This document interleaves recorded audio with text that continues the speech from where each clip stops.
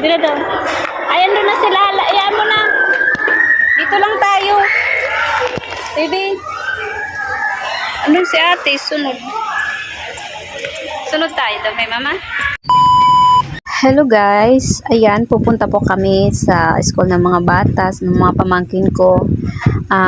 Kasama po ako dahil atin po kami ng meeting daw ng mga parents.